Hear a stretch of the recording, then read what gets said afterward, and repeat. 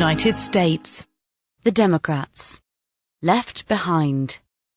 To rebuild from their lowest point in a century, Democrats are ditching centrist triangulation in favour of economic populism.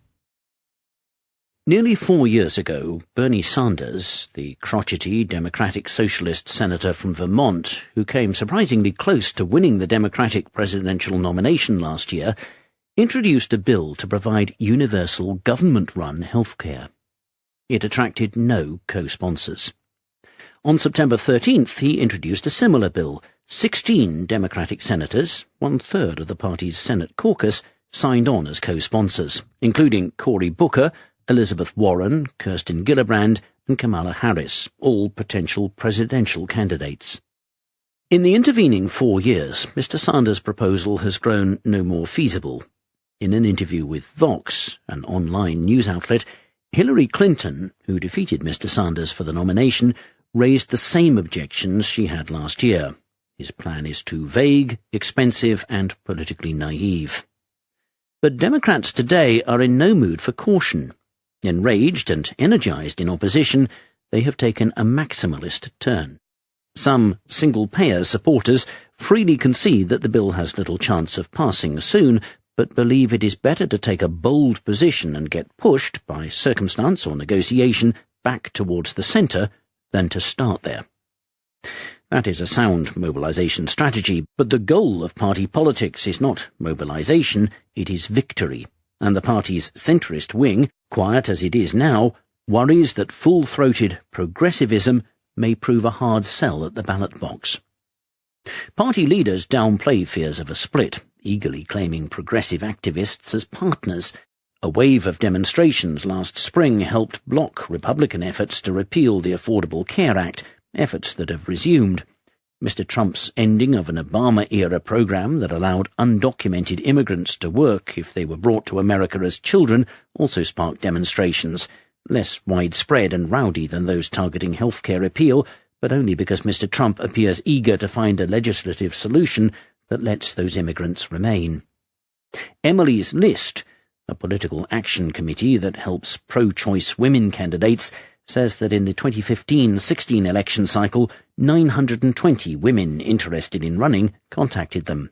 Since Mr. Trump's election, more than 17,000 have, from all 50 states. Many of the activists themselves are warming up for a fight. Ezra Levin, co-founder of Indivisible, an umbrella group for local activists, believes progressives should target Democrats and make sure they have spine. It's important that there is a force external to the party making sure all of our elected officials are standing up for what's right. Activists in Pennsylvania's Rust Belt, a bellwether region in a bellwether state, express similar criticism. Jane Palmer, who heads an Indivisible group in Berks County, complains that the state party is passive, old, and not agile enough. We don't want to take orders from them. We have more power as outsiders. For some, the bruises from last year's Democratic primary remain sore. Jude LaDenis of Power Northeast, a faith-based progressive group active in Pennsylvania, explains, in 2016 the party decided it knew better than the people. When you do that, you break your base. This is a familiar complaint from backers of Mr. Sanders, like Ms. Denis. Some of them believe the contest was rigged in Mrs. Clinton's favour. It was not.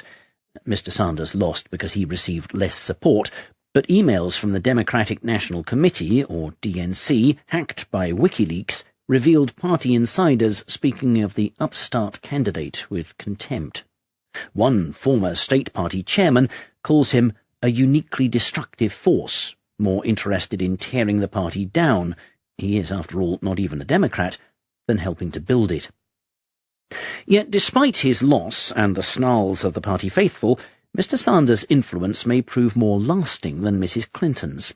Many Democrats now support a $15 minimum wage, another priority of Mr. Sanders that Mrs. Clinton hesitated to embrace.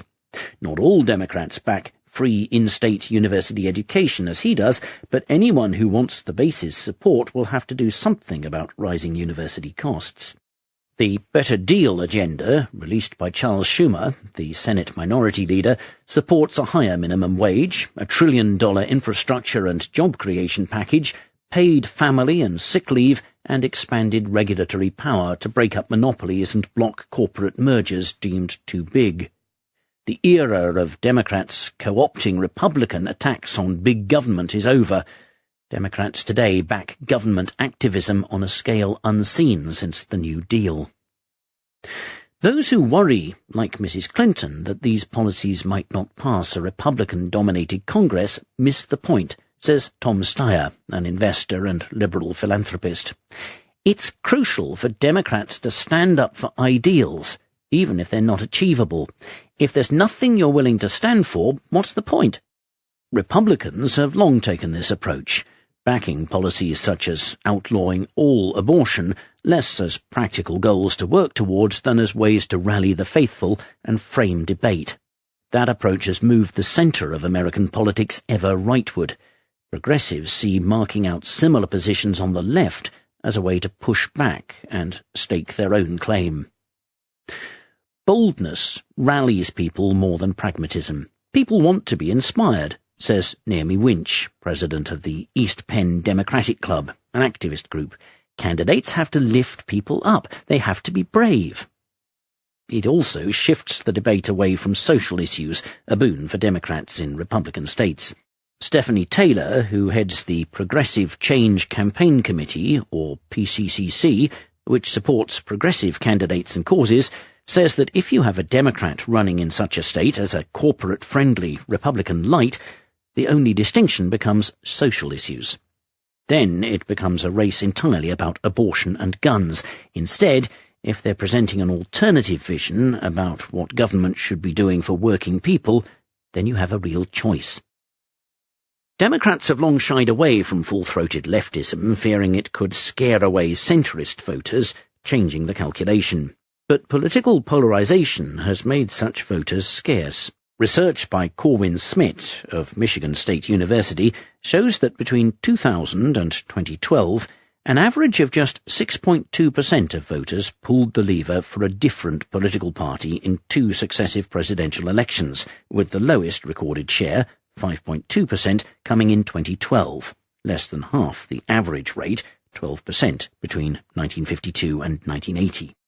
Turning out the party faithful thus seems a surer road to victory than appealing to the vanishing centre. Such talk makes centrists nervous. Will Marshall, a long-time advocate for pro-business conservative Democrats, has started an advocacy group that will eventually sprout political action committees aimed at supporting a pragmatic wing of the Democrats that can be successful in Middle America. Mr. Marshall favourably cites John Hickenlooper, Denver's former mayor, now serving as Colorado's governor, as the sort of pro-business Democrat who can win centrist states while not alienating progressives.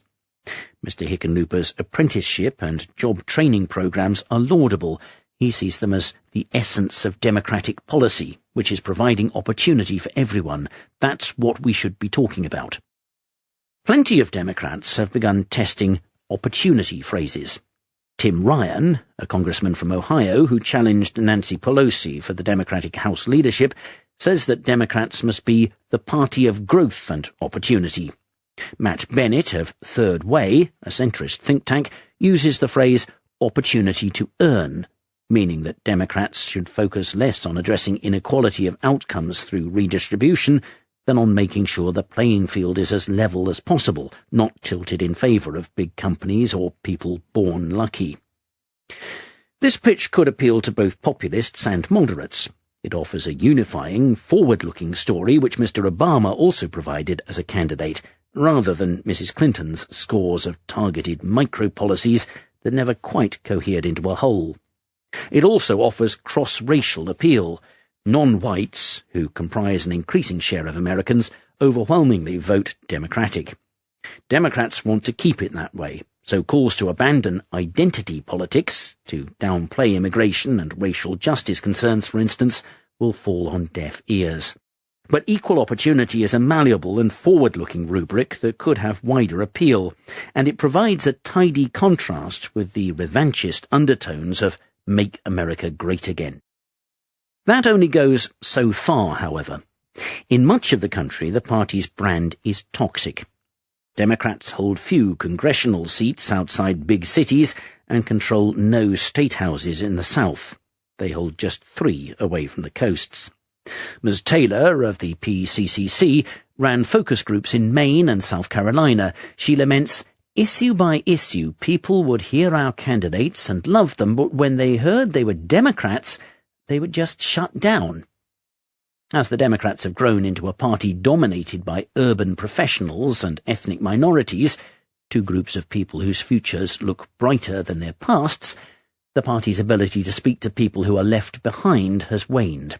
In 2016, according to Nate Silver of 538, a website providing quantitative analysis of sport and politics, Mrs. Clinton improved on Mr. Obama's strong performance in America's 50 most educated counties, but collapsed in the 50 least. In 3 special House elections held this year to replace congressmen nominated to Mr. Trump's cabinet, Democrats ran candidates suited to their districts. A buttoned-down striver in Atlanta's richer suburbs, a quirky populist folk singer in Montana, and a pro-gun veteran in Kansas. They outperformed expectations in districts long abandoned to Republicans, but still lost, largely because Republicans successfully tied them to reviled national figures such as Ms. Pelosi, with whom they had little in common other than party identification. This suggests that detoxifying the party will be hard. But Democrats disagree about how much they should compromise. John Bell Edwards, for instance, is a pro-life, pro-gun Democrat serving as governor of deeply Republican Louisiana, the only Democratic governor in the Deep South. A candidate who sounded and voted like a coastal liberal would not win there. The Republicans' rightward drift on abortion, pursuing policies that restrict access to birth control as well, leaves the centre wide open for Democrats. And indeed, even some prominent, steadfast supporters of abortion say privately that while they would prefer pro-choice candidates, winning a congressional majority is more important. Ben Ray Lujan, a congressman from New Mexico who heads the Democratic Congressional Campaign Committee, DCCC, set off a firestorm when he vowed not to withhold funding from candidates who oppose abortion choice. Support for it has long been in the party's platform. Some Democrats argue that such compromise betrays the party's values and produces a weaker, less stable coalition. Democrats are so united in their loathing of the president that they can afford some divisions over policy. In fact, their chances for victory in 2018 and 2020 may well depend on whether they can reject the energizing thrill of purity-seeking and appeal to the country as a whole. That is how Mr. Obama won power. Mr. Trump, of course, took another path. But it will do America no good if Democrats take the wrong lesson from the wrong president.